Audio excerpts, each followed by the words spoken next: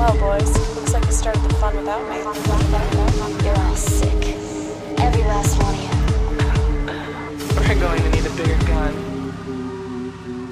What's the matter? You scared of things that go boom, boom?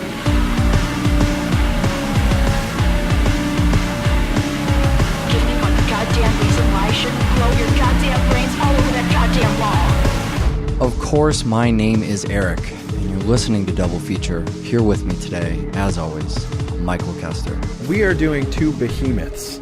Yeah, on the show today. two 2-hour plus movies on the show. In sort of a sci-fi day, sort of an evil overlords, but not in space. Right. Sci-fi, giant, oppressive alternate thing. scary future. Right. Under the feigned reality of a happy future. Sure. Can you call it alternate scary future when the future has not happened yet? I'm calling it alternate from each other. Okay, that's fine. I thought we were diving into philosophy already, and I was terrified. No, we've got at least another, two? We have to talk about spoilers first. Okay, there's going to be spoilers, there's going to be chapters, but before we can spoil the films, we have to name the films. All right, well, I guess in that case, I will say that we are going to cover The Matrix. Oh, God. And Rollerball. All right. This is going to be a little rough.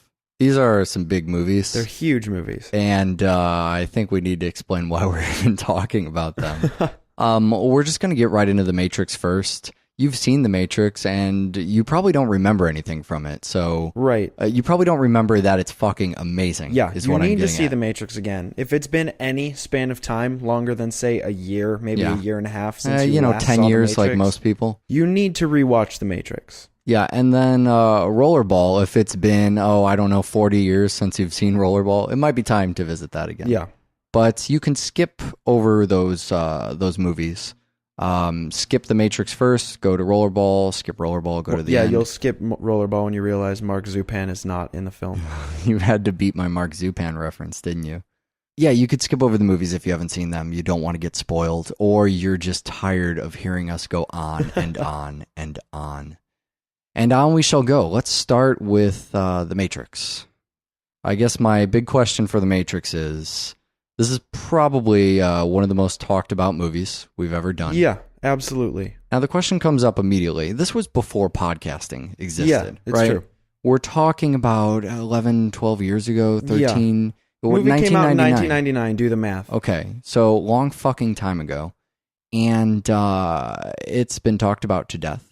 The philosophy of The Matrix has surely there's been probably books called The Matrix and Philosophy. Both the surface elements of The Matrix and the deeper elements of The Matrix have been discussed really to death. Yes. Where is this place for The Matrix on our show? What's the point? Why is it here? Well, I think the biggest thing that we can bring to the audience of Double Feature, Podmanity, as you are lovingly adorned, is that we watched The Matrix again. Right. You know what I mean? Right, yeah. No, I absolutely know what you mean. The thing about The Matrix is that in 1999 and in the subsequent few years, a lot of people discussed The Matrix, and it was great, and it did a bunch of innovative things, and it was really the chief of sci-fi and an achievement in film at the time, right?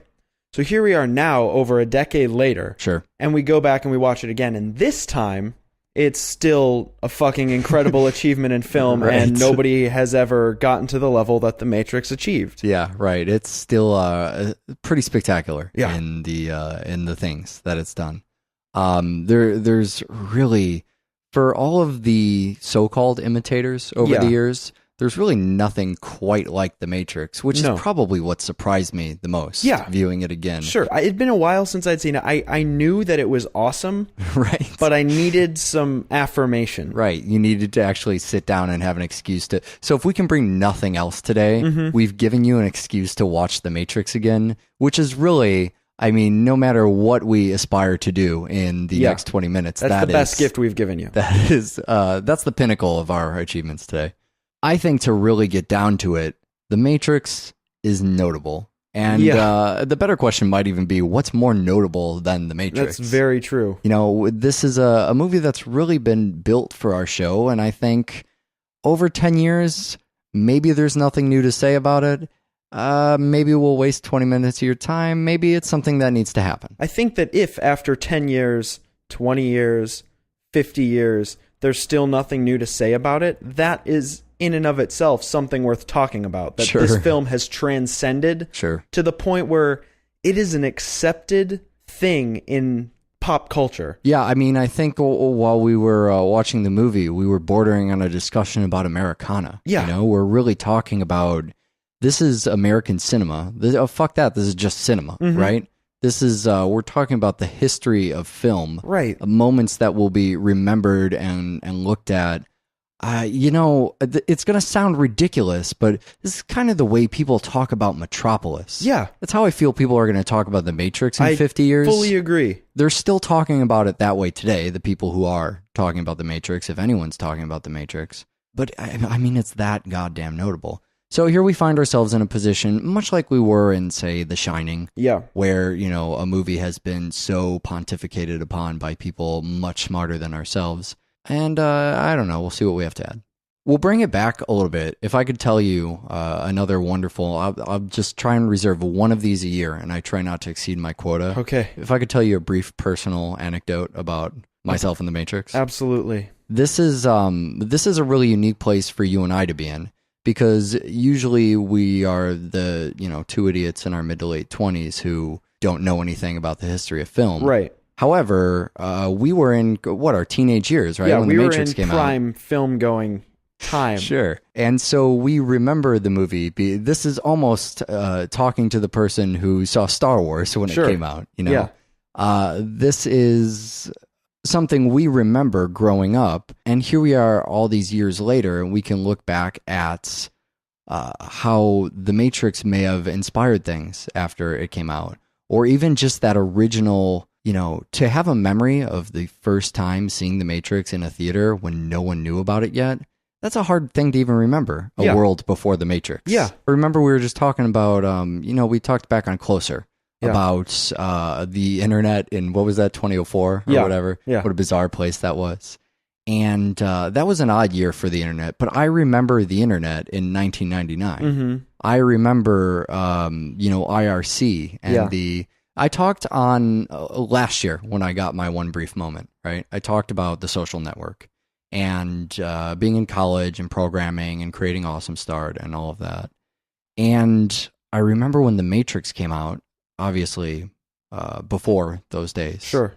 And that being really personal to me, I fucking adored the movie. I lived The Matrix. I took in every little piece of any Matrix-related anything. I bought into every scrap of it. And I think that's what was, for me, the start of a lot of the stuff I talked about in the social network, a lot of that programming stuff. The Matrix, oddly enough, made programming and computer nerdery cool. Similar to the net. No, not similar to the net at all. Although that was another, The Matrix and the Net were pretty much my two favorite childhood films. That says something about my childhood. But probably that I didn't watch any movies. I think that's exactly what that said. It appealed to this kind of ridiculous gothy nightclub side of me. Yeah. The one scene with Rob Zombie. The American-made music to strip by. And who would have known that Rob Zombie would later become something more serious and important to film as well as to myself. But I enjoyed the trench coat side and the action side. And the pleather and the sunglasses. Right. The stupid stuff, really. Yeah.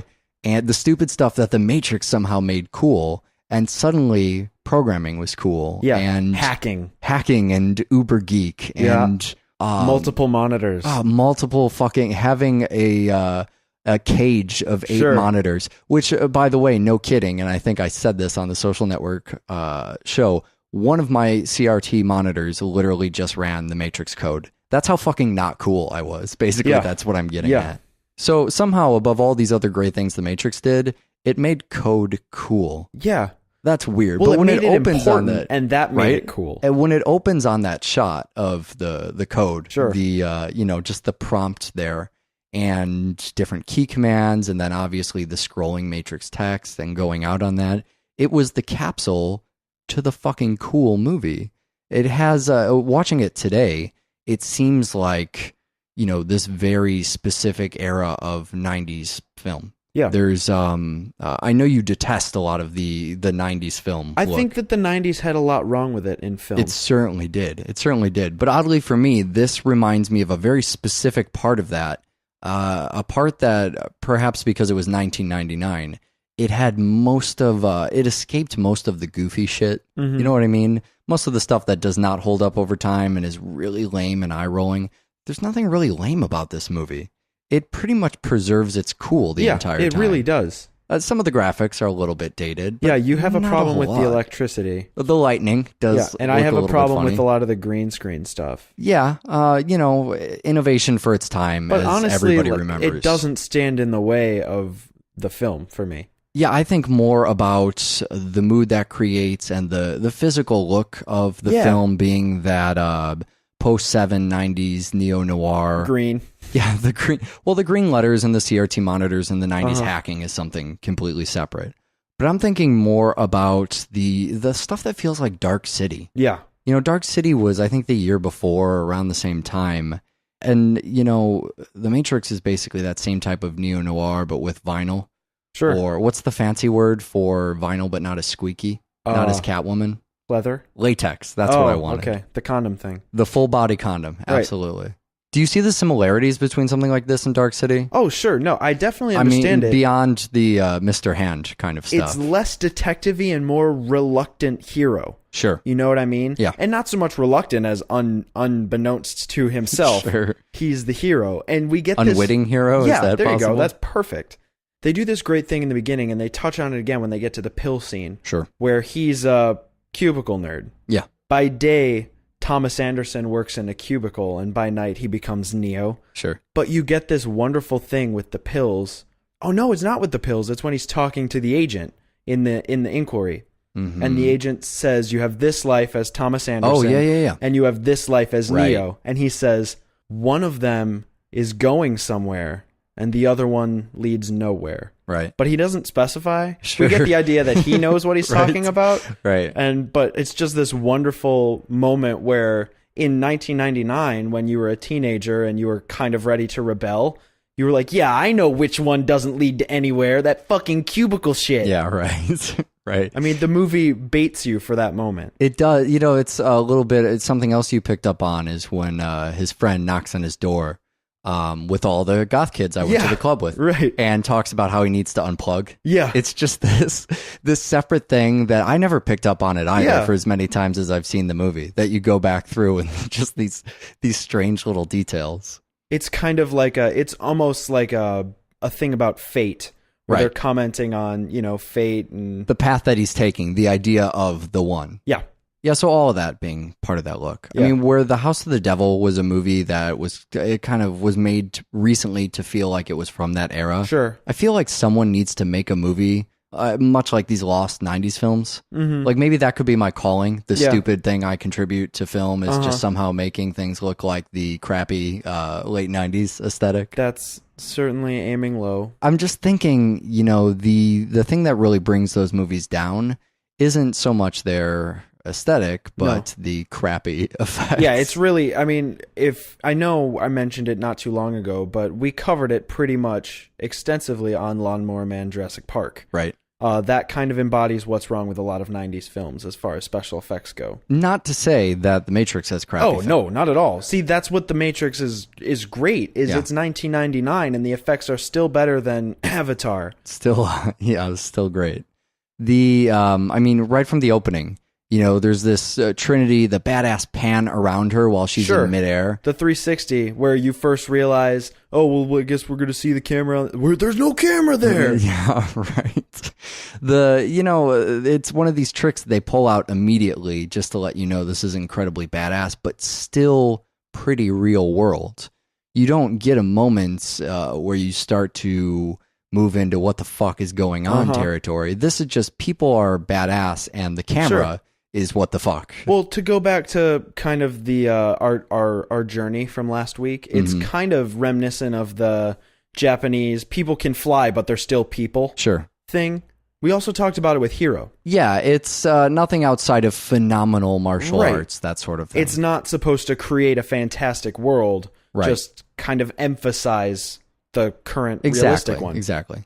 So Trinity, Neo, and Morpheus are three incredibly amazing, badass, super boss characters Abso-fucking-lutely. who are wandering around this city that, by the way, is not Chicago. You notice that? That's a little weird with all the with street intersections names. are Chicago names. Right, and they have, I noticed the Aeon building too, although it doesn't look anything like the Aeon building in Chicago. Yeah. I'm pretty sure all of the movie was filmed in Australia or Toronto or one of those fake Chicagos. It definitely didn't look like any city I'd seen pointed out in a film. Right. I think the directors grew up in Chicago, and that's probably where a lot of that came from. That, and I remember something about early drafts of the movie had it set here or something to that effect. I wanted to talk, though, not so much about those three characters who are all over everything, everywhere, but the characters that nobody fucking talks about. The supporting guys that... The crew. The group of red shirts and Cypher. Exactly. The group of red shirts and the blue shirt who betrays the red shirts. Yeah. I want to talk about APOC first Sure. because I don't know who the fuck APOC is. Right. No matter how many times I APOC's watch the this utility. movie. Okay. Consider APOC the utility. He's the driver. He's the phone guy. Okay, right. He never really gets into the action, but you need him.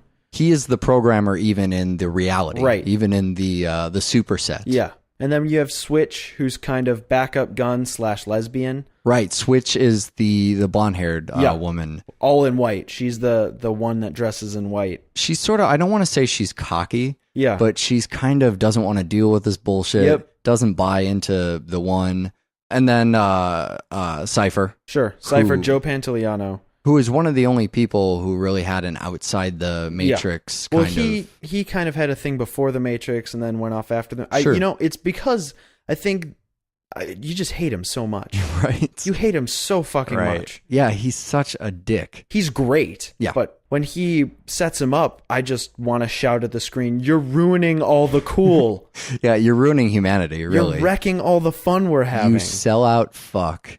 But that steak, it just tastes so good. Yeah. I haven't had a steak in probably 13 years. What does a steak taste like? Is that pretty accurate? He didn't say what it tasted like. He said it tasted juicy. I believe he said, good. Is that that's kind of how pretty you would close. describe It probably steak? tastes better than proteins and all the amino acids you need. Vegetarian, not animal rights person. So there's Cypher, and we talked about Joe a bit back during, all the way back in Memento. Yeah. Where he was fantastic in that He's movie really too. good in that. Now, these other main characters had careers outside of the Matrix.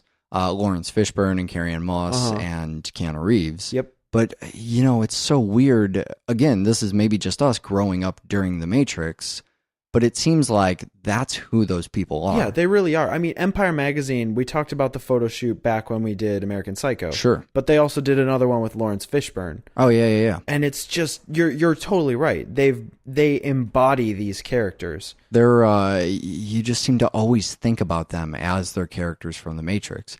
Keanu Reeves did a bunch of Bill and Ted stuff before this. Sure. I mean, he's well known for some other roles.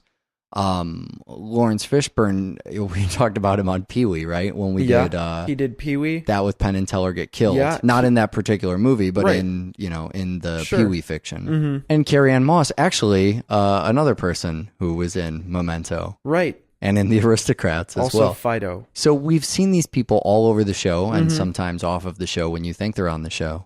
But always remember them from The Matrix. So that was Cypher, but there's a couple other people too. There's Tank and Dozer, Right. who I'm trying to remember. Tank is always the smaller one and Right. Dozer is the bigger one. Right. And they're both born outside the Matrix. They don't have any of the jack-in ports. Sure. They're homegrown homeboys. Right. They're brothers and they're introduced together. And for some reason, I can't figure out if a tank is supposed to be bigger than a bulldozer. Yeah, it's and really... I always get them confused because of that. It depends on the kind of tank, I guess. And there's one more too. Mouse. Mm-hmm. Mouse is this character, and I always remember when I first saw The Matrix, loving Mouse because he was tiny, he was into sex, Right. he was nerdy. He was the closest character to me Sure. when The Matrix came out. Yeah, right. And he gets this moment, this badass, dual-wielding super gun moment. And I remember as a kid thinking, yes, Mouse is going to kill him, and he just dies. Right. And your heart breaks. Right. Well, he dies, and then shortly after, everybody is helplessly unplugged. Yeah. It just feels awful. They all, this is, I can't remember ever seeing in a movie where people are basically put down in their sleep in such a way. You know, you have this heroic, rebellious crew. They're going to take down the fucking man. And instead, they all just get unplugged and they just fall over. Yeah. They're fucking helpless. There is not. It's such a cowardly way to kill people, which is another one of the reasons we hate Cypher. And Switch gets this moment where she says, "Not like this," and that's exactly what you're thinking. Yeah, you've seen these people. You've seen that they're all fucking cool as hell, right? And you want to see them go down in a mouse-like blaze of glory, right? But instead, they just flop over because the needle got pulled out of the back of their head. Awful, and that's it for them. That's all you get. You know, so that helpless feel is amazing, but also the brief moments of kind of terror in this movie. Sure. Neo climbing outside the building. Yeah. But really, the biggest one I always remember is his mouth closing up. With which the mirror? is no, not the mirror. The where first his one. where his mouth is closing in the interrogation room. Because that's the first time you venture into a real other world. Yeah. Where you really start. I mean, you saw Trinity get hit by a fucking truck. And she survives, and that's a little otherworldly, but you don't really know all the components of that yet. You start to see his mouth close up, and that's where it becomes, oh shit, what is this movie about? What are we doing here? That is the beginning of an endless series of mind freaks. Right, absolutely. Well, that and the bug goes in his stomach after that, which is kind of... Well, the bug that starts as a little robot diode. Right. Turns into a bug, then turns back into a diode. We have those bugs in our studio. I don't know if you've ever seen them. I They haven't. are disgusting. These are all the icons. I mean, I feel as if, I really mean this without exaggeration, nearly every single scene is an icon. Sure. Is a memorable thing that has been parodied, that has been talked about, that has been referenced in other places. That just has become an embodiment of the Matrix. Something as simple as Morpheus's sunglasses. Right. Still to this day, if I see a pair of sunglasses on the ground and just the sides have been snapped off, sure, doesn't even have to look like Morpheus's sunglasses. I look down and think to myself, oh, Morpheus's sunglasses. Is that your head voice? That's my head voice. That's really amazing. Yeah. From Trinity breaking in the beginning, the cubicles, you know, hanging out outside the window. Agent Smith in general. The bug planting. The meeting with Morpheus in those big red fucking chairs. I mean, all of it. Every goddamn scene in this movie. Yeah, right? So, you know, the dialogue is iconic. Just the little phrases. Yeah. I know Kung Fu. Believe it or not, you piece of shit, you're still going to burn. Oh, man. All the stuff with the spoon. Which, that's not actually, as sad as it is, The Matrix is not the first time we've heard there is no spoon on double feature. No, it's not. Somebody one-ups them. Not fair. It's just not fair. Thanks, Neil Marshall. And then the actors themselves, I was talking about their career, but even the props, the goddamn sets. Yep. Infinite white space, right? So we've talked about that before on double feature. But those fucking chairs. Sure. The chairs they're sitting in when they have that meeting. Yep. The big red beaten out armchairs. Like this place used to be a mansion and now is just kind of a hellhole. Right. But it doesn't even matter since it's part of the Matrix. They can code it to be whatever the fuck they want. The liquid going down Neo's throat and making that that expanded, time compressed, bit crushed kind of sound. The lobby with the pillars, I always think is another iconic just set that they use. Well, sure, and part of the action sequences that people remember. Yeah. And the wet room with Morpheus chained up. So a lot of that is iconic just because of the comic book style. How it seems so illustrated. You could see it on a fucking page. It's just these bold things burned into your memory. But I think another part of that comes from how many people saw the movie and how the movie forced them to think about it, you know, nonstop, solving it, unlocking its puzzle, going back over it. The amount of mindfuck type scenes throughout this movie are part of what burns those icons in your mind. You know, the first time you're going through it, trying to figure out what the Matrix is. No one can be told what the Matrix is, right? And now it all makes sense. Now that we've seen it and we know everybody gets the Matrix, computer world, outside, reality outside computer world, I suppose is what that is. But what Morpheus says at the time when you're first going through it is fucking indecipherable. Every single line he utters is a goddamn riddle. It doesn't make any fucking sense. Oh, why do my eyes hurt? You've never used them before. What the fuck does it mean? You're saying what that I can dodge bullets? right? He says it's closer to $21.99. That doesn't help. Yeah. That just makes this whole goddamn thing work. You're thinking, oh, that whole thing's a fake world and here's the real world. And he's basically saying, oh, that fake world, well, it's actually the past and the real world's the future. Right. And later you figure out that the real world, of course, is also in the future and the fake world is in your head, but it's set in the past. But that doesn't make any fucking sense at the time. So every little thing is a clue, but it also just makes things harder. It makes things more complicated. You know, talking about what is real, how do you define real? The entire idea of we're questioning reality. It sounds like a fucking pot burnout. Yeah. You have no idea what this man is talking about. You almost think he's crazy. Yep. And the rest of the crew draws his sanity into question just in regard to Neo being the one. But that makes you question, does this guy have any fucking clue what he's talking about? Alternate reality, matrix, super thing inside your head. It's totally the future. What the fuck does that mean? And the thing about all of these ridiculous clues and tricks and plays on words and just the way infinite they white space manipulate- exposition. Yeah, they manipulate the reality. The most impressive part of all that is that when the credits roll at the end of the film, you don't have any questions. You sound like Morpheus. You totally understand everything that's going on. Nothing is left open-ended, fully comprehend it, and you don't feel like they played a dirty trick on you Not or at all. that they misled you by saying this, that, or the other thing. They weren't even being Everything- purposefully cryptic, Yeah. you know? It's all as if he was just trying to do the best job he can explaining it. It's amazing because that's something that you rarely get. You rarely get the mind freak that actually pays off. It's pretty much just Chris Angel and The Matrix, I guess. Yeah. Thanks, Chris Angel. The Matrix was sort of the popularization of this mindfuck moment. Arguably, you could say it's never been done better. I mean, I would fully agree. the fact that you end the movie and you have every single piece kind of in your lap and in your head, you've just about connected all of them. I mean, you're thinking it can't possibly all make sense. They're just making this shit up as they go. And then it becomes perfectly obvious by the end. Not even difficult. Not even you have to strain to put it together. You basically, by the time the credits roll, kind of have everything. Yep. And it all makes sense. And I feel like every film, you can only do it this good. Yeah. Rarely can you really do it better. Yeah, You, I agree. You either don't give people enough clues and they have to think extra hard, which is okay, which Sure. is the better of the options. Primer. Yeah, Primer's a great example of that. All the David Lynch stuff is a good example of that. A Primer is really the pinnacle of that. You know, you have to really try and solve Primer, and it's very hard. And that's not necessarily worse. It's definitely not worse. It's just an alternate. The way I think it's more commonly done is the kind of stuff we talked about in High Tension. Sure. Fuck the end of that movie, by the way. I'm still pissed about that.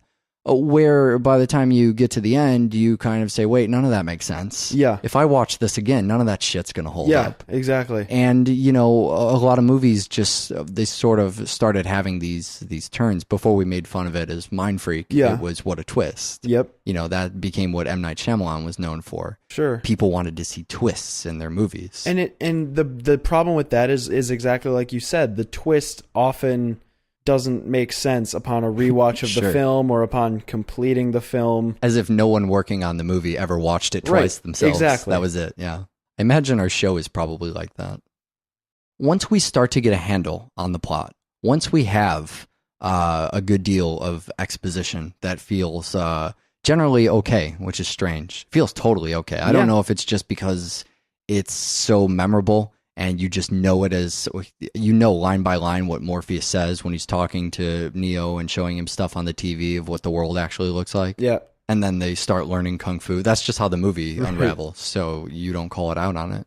It needs that so it can then move into philosophy. Because if it wasn't enough to create a world with all these rules, they have to ask you all these philosophical questions. Yeah. Right? That's one of the great things about the movie is giving you those extra details like that to play with. There are definitely things that relate to our own reality. And then there are things that are kind of bullshit in our reality, but relate to the reality of the Matrix. Yeah. You know, there's a question, is ignorance bliss? Sure. Right? That's a Right. big theme that comes up. That's the red pill, blue pill, right? Yeah, exactly. Do you want to know or don't you? We could probably do an entire show on that, right? Yeah. I'm a very reality-based person. I Yeah. guess I would probably fall on wanting to know reality. I think about that, but at the same time, I can't. It's a hard be sure. question. It comes down to where you exist. If you exist in your brain, what your brain sees is reality. Regardless of whether that reality is being put into your brain by a machine or put into your brain by other senses, it's really kind of the same thing. That starts to eventually get into the idea of fate. Right. And predetermination. Mm-hmm. And we could even extrapolate that out to, talking about destiny. Talking about destiny, talking about, really scientific destiny. Yeah. Down to how your brain chemicals fire. Sure. And that you Genetic makeup. you probably don't have free will because your brain does the things that it does because of chemicals. Nothing religious about it, nothing path laid out for you by a higher being about it, just simply that you don't have control over how your neurons are firing. Surface questions, themes, really, of the Matrix. Yeah. The stuff I really kind of like is when they invoke little things like the vase, right? Mm-hmm. If I hadn't said anything, would you still have knocked it over? And then that snowballs into, if she had never said anything about him not being the one, would he have ended up being the one? Right. They keep doing this thing with the Oracle. She says what you needed to hear. Yeah. But then it gets called into question, who the hell is she to decide what you need to hear? Right. A question the movie ultimately never really answers. Yeah. It's the thing I like about that is, in our own reality, that's kind of a bullshit question, like if a tree falls in the forest and there's no one around to hear it, does it make a sound?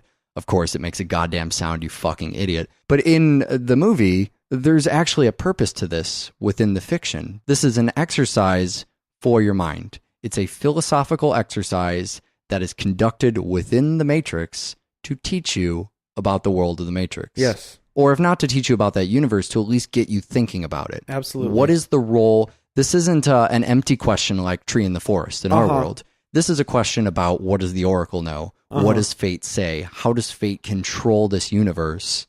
And how does that play into the programming, the very tangible programming of the Matrix? Yeah. In the same way that deja vu plays in, if you are made aware of a construct of the Matrix, does that affect how the Matrix plays out? You could make that a very real question about that simulated environment for them, instead of a bullshit question. How far can you bend gravity, knowing that gravity no longer really exists? Yeah, just like the rules they play jumping off a building. Just like the, we see at the ending of the film with the bullets and seeing that, seeing through that green Matrix code, kind of one of those scenes where it really starts to click for you if it hasn't already. Right. You know exactly, okay, we're talking about manipulating code. We're talking about seeing through it, and Neo really being able to affect that code himself. These become questions that are almost plot questions as much as philosophical questions. So that's double feature on The Matrix, I guess. Yeah. Really, if this were any other movie, we would have stuck to one stupid philosophical question and talked about it the entire time. But I mean, that's pretty much everywhere. You can find, nobody's at a loss of places to hear about people talk about The Matrix here. To be honest, there's plenty more to cover, but we can't cover it all. Like the Trinity dodge this fisheye wide angle lens scene. So fucking fantastic. It really is.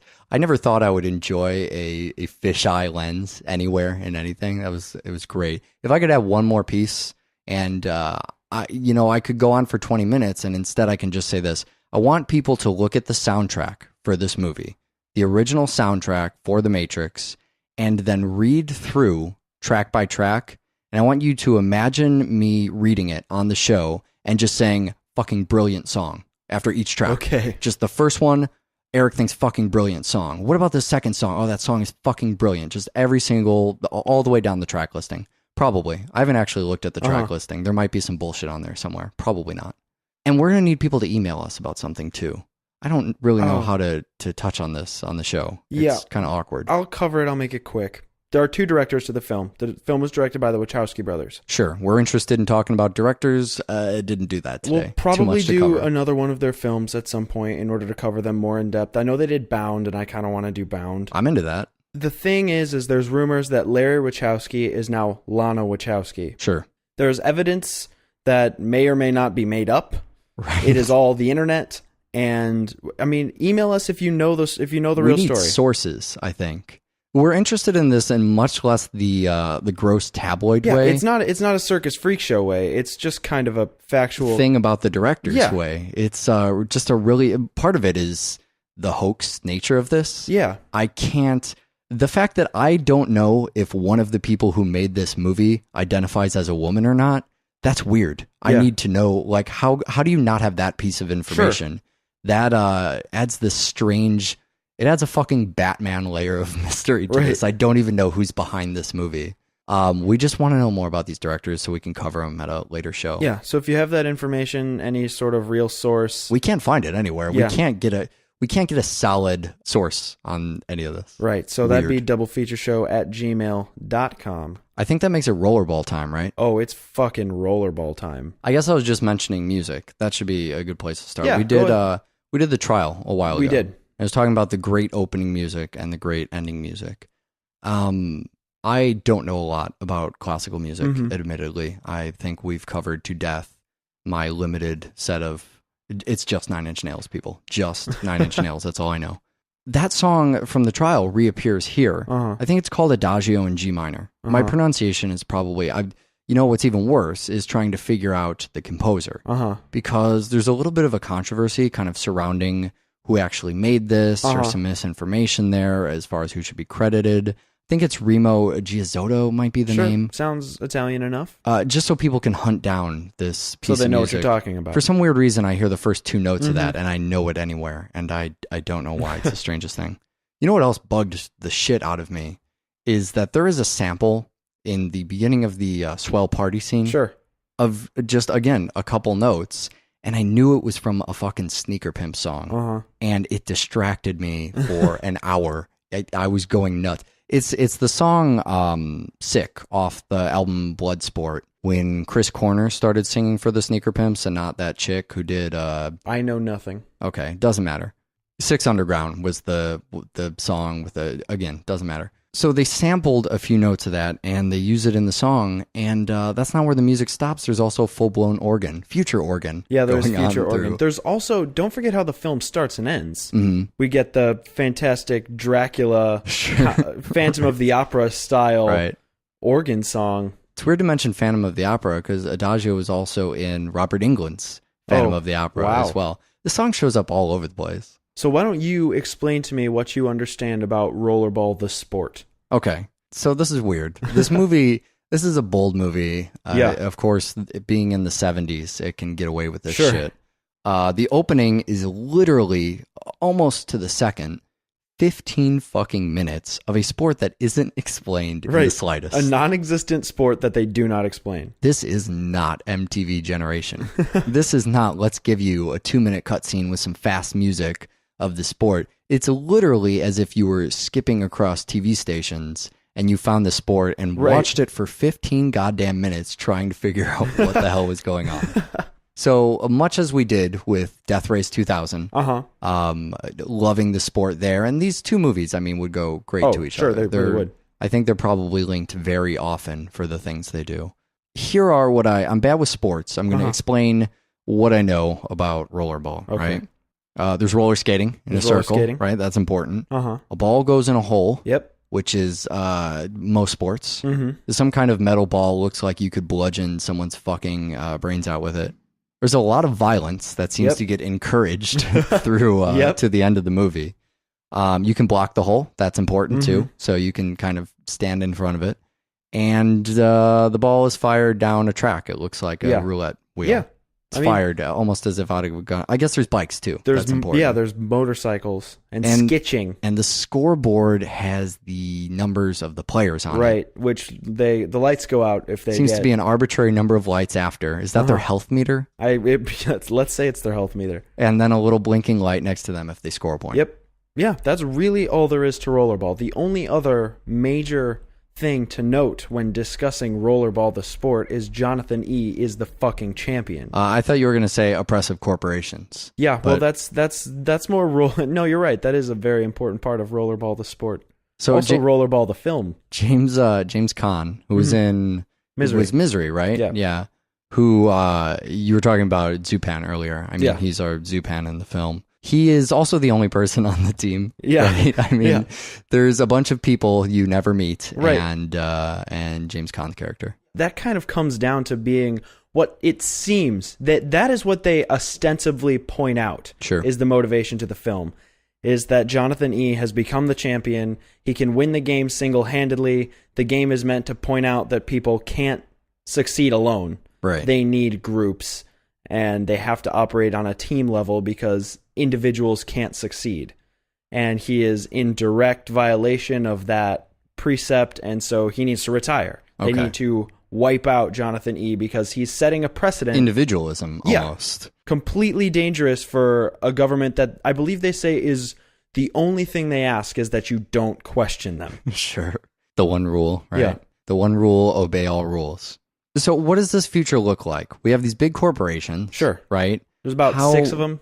And they are the political system? Yeah, it's kind of like, it's almost like the presidential cabinet, but instead of being divided by defense, agriculture, interior, homeland Internet security, czar, right, yeah. it's instead they're divided by essentially monopolized corporations of public needs. We have energy. Sure. Chicago's a food town. I don't know, things that, if you imagine something that you buy every day, Right. say, for example, toiletries, right? Okay. That you can buy from 10, 11,000 different companies that manufacture toiletries. So that's Nevada. Nevada becomes the Sure. toiletries, right? Well, they become the household town. And right. It's all, Sure. the things you would need for a good household living life. Right. And they've become the big 6 figureheads of the government. It's all corporate owned. There was a corporate war. Sure. There's no corporate longer, war after the 3 nations, right? Right, Whatever right. the hell that means. and there's no longer any political system outside of this. It's a capitalistic planet ruled by the CEOs of the most powerful companies. It'd be like if Viacom, Disney, GE, etc. ran the United States, and we had no internet. Yeah, the no internet is the key there, the key to the masses. It's also kind of this 60s, 70s sort of future where beyond just the font. Yeah, it's almost like the world of tomorrow. Right. The kind of ancient Epcot Yeah. sort of future. Where everything's white or plexiglass. And round. Right. And round, because round is really where the Round future is the future. We're still using old crappy computers. Uh-huh. Round is the future. But we're Everywhere using in- gigantic television or multivisions. Yeah, big fucking televisions. And giant bell bottoms. Yeah. And giant collars as well. The long, huge fucking 70s collars. Which, I mean, is totally fine. Fashion comes back around in Yeah. waves, and in the future, maybe bell bottoms. I'm kind of wearing bell bottoms right now. I'm not Huh. going to lie. They have zippers on them, though. Oh. What was I talking about? You were talking about the 70s future. Oh, thank you. They also have exploding fire tree guns. Yeah. Can't say I really remember what the point of that was because I was so distracted by tree fireballs. Here's what I think is going on in that scene. Mm-hmm. That is where you get the final moment where Jonathan and the Energy executive, Mhm. Energy owns Houston, which is Right. the team that Jonathan plays on. And you get the Energy executive who essentially says, I don't make the rules. You've got to retire. There's no other option. And every time Jonathan kind of shrugs it off, says, I'm not going to do it, they blow up another tree. Right. You see, there are Right. 6 trees. It's almost kind of this weird biblical almost reference to denying your chances. And that or just to make the hippies cringe. right. Because Well, really, yeah, it that's- could be either or. That's the point of the giant capitalist overlords, Yeah. too. Showing how capitalism, a world is ruled by crushing capitalism. beauty and freedom Yeah, and right. thought. And the other thing that I really like about Rollerball is that the protagonist in Rollerball is a fucking meathead. Okay, we have Jonathan E. We're rooting for Jonathan E. Mm-hmm. Nobody is behind him more than I am at the end of this film. Sure. And I know you want to talk about the end of the film, that last Absolutely. game versus New York. But before that, I want to talk about Jonathan as a protagonist. Can we talk about his friend with the mustache briefly? Oh, Moon Pie? Yeah, he's in the movie too. Yeah, we forgot he is. to mention him during the team. He is the other human being on that team. Yeah. He basically represents the rest of the team. Sure. He represents the fun-loving guy that's there to back him up, but never will overshadow him. And certainly doesn't want to use any Asian mysticism in his game. He's just going to give 110% instead. Yep, That's his punch him in the strategy. face. That's all we need. All right, The sorry, I girl- didn't mean to derail you there. That's fine. So we have Jonathan E., who is this total jock. Mhm. We're in a 1984-esque, futuristic, anti-free thought society, and this is usually the situation where a poetic guy will come up with free thinking, or a scientific guy will realize some radical new discovery, work his way up through the ranks. Brazil, perfect example. I was thinking Brazil or the underground from Equilibrium, Yeah, right? yeah. All about poetry Sure. and art. But instead, we get this guy who the reason, okay, I know you can go there because we just talked about The Matrix and you just outed yourself what you were doing around, the beginning of this era for you. Sure. The last person you expect to be the guy that goes up through the ranks is a jock who just doesn't want to give up Right. what he's good at. Right. This is the guy who won't stop talking about his high school football career. Right. He won't let go the fact that he lives exclusively through being a sports champion. Sure. And that ends up being this horrific thing that undoes a brilliantly orchestrated government. Yeah, and what a bizarre element for a movie, especially as I'm watching the ominous corporate overlord and I'm thinking back to when we covered Tron. Sure. And how we're doing these violent kind of games for basically no reason, for some obscure figureheads,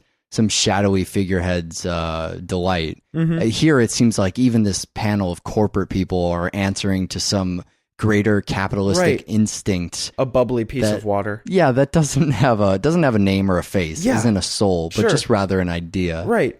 And, to think back to Tron, I talked about some personal shit on that show too, just about being an arcade kid Yeah. growing up. In the hippie generation, I understand rebelling against capitalism. Yeah. That makes sense for this movie. Sure. My generation growing up and the time I had in high school, the jocks were the evil corporate, right? they were the Exactly. evil enemy. Exactly. They were the fucking masses. Sure. Fuck that guy. Right. It was always just they represented the pure evil and the most Sure. base and the most Yeah. soulless. And I mean, they're probably all fine. They're probably great people, Yeah. but in high school, they were lowest common denominator. yeah, You know what right. I mean? Right. So thinking back to the Matrix days, Sure. The hero is gonna grow up and crush the Sure. the Ugly jo- duckling sort of thing. Yeah, even in the 80s, that was Yeah. Revenge of the Nerds, Right. That was even a little bit in Tron. So Yeah. you saw that a lot of places. And then back in Rollerball, You get this guy who's dumb. Yeah. He's not smart. He doesn't know history. He doesn't know how to get to a library. Right. He's not really sure what's going on. All Right. he knows is something bad is happening and he doesn't want to stop playing rollerball. good-hearted, but a meathead. Sure. I mean, best of intentions, really can't figure out what to do with them. What's great about it, and this is where we can really talk about this horrible carnage that is the final tournament game, is he beats them by playing rollerball. Right, by being good at the sport. It's weird because this is the genre of films that was for the nerdy 80s kid. Yeah. That was for, I mean, obviously it came out far before that, but the kind of movies I would have been into growing up had I watched more movies. I mean, this would have fallen right in with that stuff. Sure. Dystopia and the entire science fiction genre. I mean, it wasn't exactly for the jock. But this falls more in line with sports movies. Yeah. It's more like Hoosiers. if you're a fan with, I can't even think of the names of any of these something Giants, Titans. Oh, remember the Titans? Titan Giants. Remember the Titans, Little Giants. Really, Hoosiers fits right in too. Yeah, I'm thinking of the Amazon recommendation. You know, if the you Mighty like Ducks, if you stuff like like the that. Mighty Ducks, you may like Rollerball. Yeah. It sort of would function hypothetically as a science fiction dystopia movie for people who just want to see someone win Right. it. It starts with a fucking 15-minute Sure. sports match Right. that you don't even know the And rules to. it seems like real. It Yeah, it seems does. like they actually believe It does, absolutely. rollerball's a real thing. Yeah. And the end is just like that, but with no fucking rules. Yeah, right. So after we discuss this ending, I'm going to run by you what I actually think is going on. Okay, great. Great, because I wasn't even going to cover what the hell is happening in Rollerball. First, there's one thing that we both know is going on, and it's that everyone fucking dies. Right. In this last Rollerball match. It's the thing that gets your movie on double feature. Yeah. That's, we spend all this time talking about great film for jocks. That's what I remember most of when the first time I watched this, is I remember watching this last game and going, everyone is fucking dying. What Left the and hell right, is it happening brutal. here? Yeah, absolutely. There's just complete carnage. It's it's a war zone. It's Mad Max by the end of this. Absolutely. There's people getting thrown off bikes left and right. Thrown through fences, heads being run over. Right. And fire everywhere. Yeah. You get this explosive fireball. So by the end, the backdrop for the scenes, it's all just flames and carnage and wreckage. And he's on top of a man about to beat him in the face against the fire with this giant fucking titanium ball. Yeah. And even really the final frame of the movie, it's the 300 triple zoom that we talked about, into this really kind of disturbing, after everything gets really silent and then gets amped back up in this this sort of goosebumps inducing sports triumph. Yeah, because you get the end of the game where the only point scored is by Jonathan after everyone is dead. And then everybody starts cheering for him, and he kind of does a bunch of victory laps. And you think, oh, he finally beat everyone. Yeah, he won. He finally, got what he deserves. Sure. And then it freezes and zooms in on him, and that's when you realize he is still in the same place he was in the beginning. Right. He just won a tournament. Feasibly, if he just slaughters everybody anywhere who plays rollerball. Basically, I don't know if that would help him, because then he can't play rollerball anymore. What a bummer. He's in a catch-22 here. Oh, God.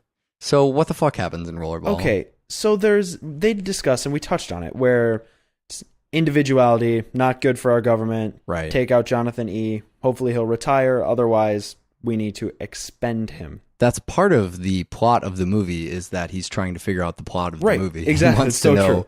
Hold on, what's the motivation here? Why are they trying to retire me? Yeah.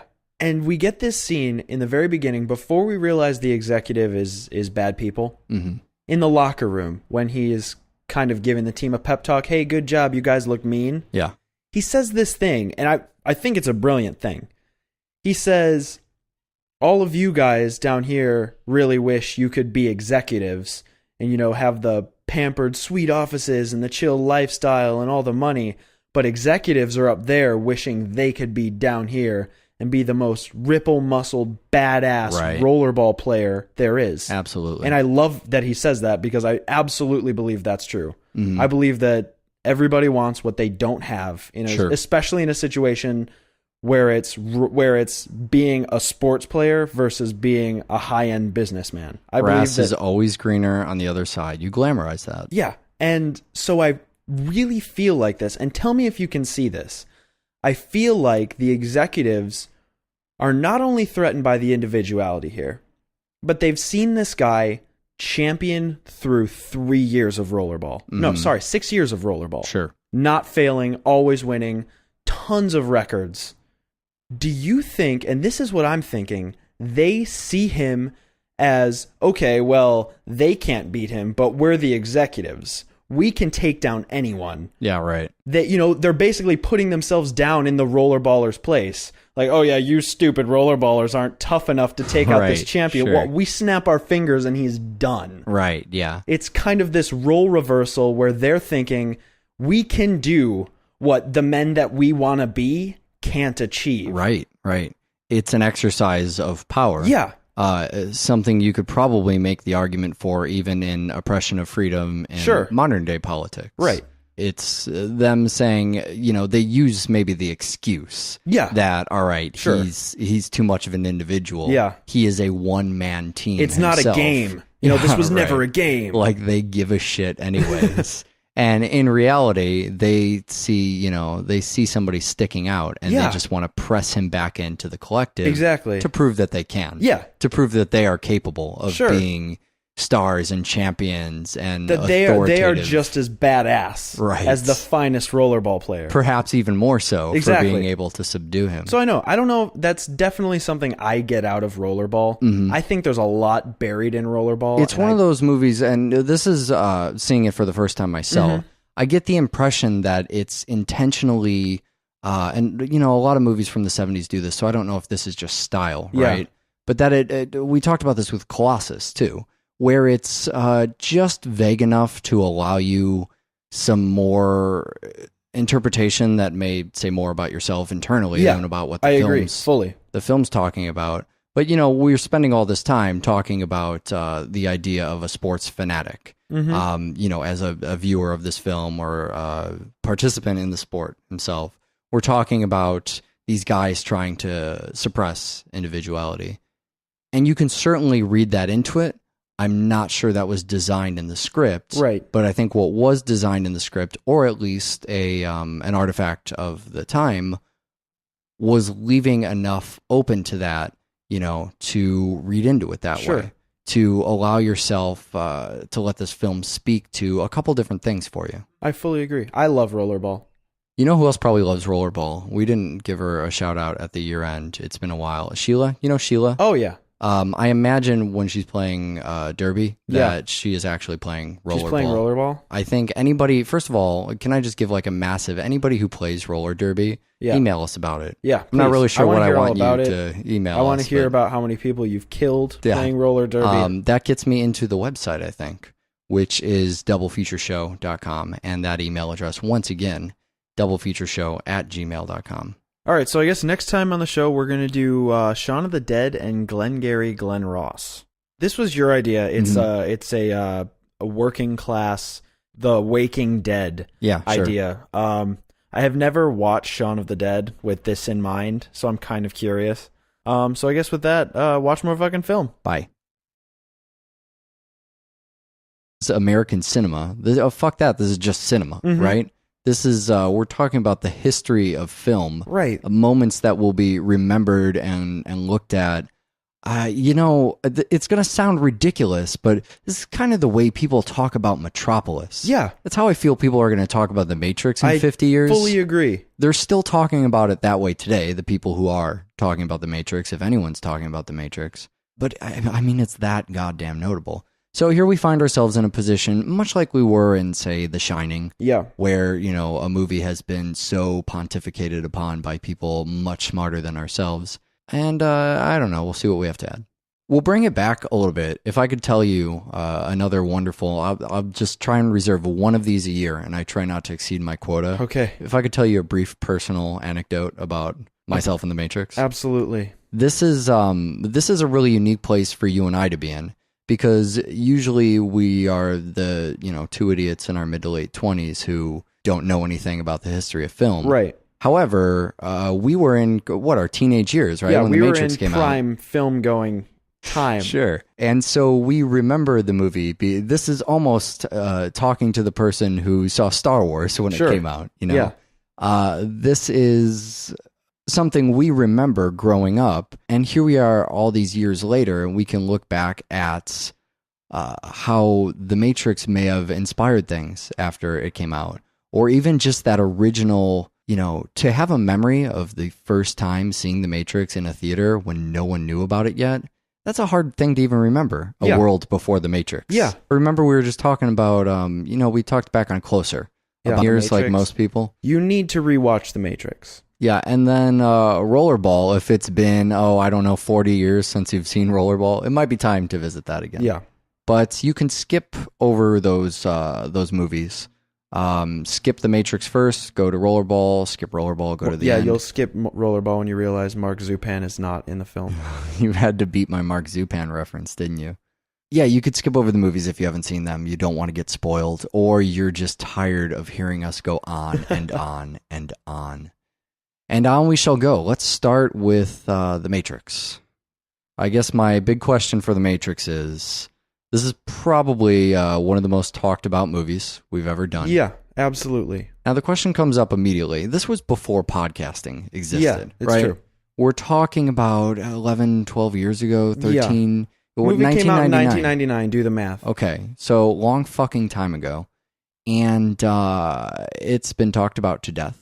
The philosophy of the Matrix has surely There's been probably books called The Matrix and Philosophy. Both the surface elements of the Matrix and the deeper elements of the Matrix have been discussed really to death. Yes. Where is this place for the Matrix on our show? What's the point? Why is it here? Well, I think the biggest thing that we can bring to the audience of Double Feature, Podmanity, as you are lovingly adorned, is that we watched The Matrix again. Right. You know what I mean? Right, yeah. No, I absolutely know what you mean. The thing about The Matrix is that in 1999 and in the subsequent few years, a lot of people discussed The Matrix, and it was great, and it did a bunch of innovative things, and it was really the chief of sci-fi and an achievement in film at the time, right? So here we are now, over a decade later. Sure. And we go back and we watch it again, and this time it's still a fucking incredible achievement in film, right. And nobody has ever gotten to the level that The Matrix achieved. Yeah, right. It's still pretty spectacular Yeah. in the things that it's done. There's really, for all of the so-called imitators over the years, there's really nothing quite like The Matrix, which is probably what surprised me the most. Yeah. Viewing it again. Sure. It'd been a while since I'd seen it. I knew that it was awesome, Right. but I needed some affirmation. Right. You needed to actually sit down and have an excuse to. So if we can bring nothing else today, we've given you an excuse to watch The Matrix again, which is really, I mean, no matter what we aspire to do in the next 20 minutes, that's the best gift we've given you. That's the pinnacle of our achievements today. I think to really get down to it, The Matrix is notable. And the better question might even be, what's more notable than The Matrix? That's very true. You know, this is a movie that's really been built for our show, and I think over 10 years, maybe there's nothing new to say about it. Maybe we'll waste 20 minutes of your time. Maybe it's something that needs to happen. I think that if after 10 years, 20 years, 50 years, there's still nothing new to say about it, that is in and of itself something worth talking about. That this film has transcended to the point where it is an accepted thing in pop culture. Yeah, I mean, I think while we were watching the movie, we were bordering on a discussion about Americana. Yeah. You know, we're really talking about, this is about the internet in, what was that, 2004 or whatever? Yeah. What a bizarre place that was. And that was an odd year for the internet, but I remember the internet in 1999. I remember, IRC and I talked on last year when I got my one brief moment, right? I talked about the social network and being in college and programming and creating Awesome Start and all of that. And I remember when The Matrix came out, obviously before those days. Sure. And that being really personal to me, I fucking adored the movie. I lived The Matrix. I took in every little piece of any Matrix-related anything. I bought into every scrap of it. And I think that's what was, for me, the start of a lot of the stuff I talked about in the social network, a lot of that programming stuff. The Matrix, oddly enough, made programming and computer nerdery cool. Similar to the net. No, not similar to the net at all. Although that was another, The Matrix and the Net were pretty much my two favorite childhood films. That says something about my childhood. But probably that I didn't watch any movies. I think that's exactly what that said. It appealed to this kind of ridiculous gothy nightclub side of me. Yeah. The one scene with Rob Zombie. The American made music to strip by. And who would have known that Rob Zombie would later become something more serious and important to film as well as to myself. But I enjoyed the trench coat side and the action side. And the pleather and the sunglasses. Right. The stupid stuff, really. Yeah. And the stupid stuff that The Matrix somehow made cool. And suddenly programming was cool. Yeah, and hacking and... Well, boys, looks like you started the fun without me. You're all sick. Every last one of you. We're going to need a bigger gun. What's the matter? You scared of things that go boom, boom?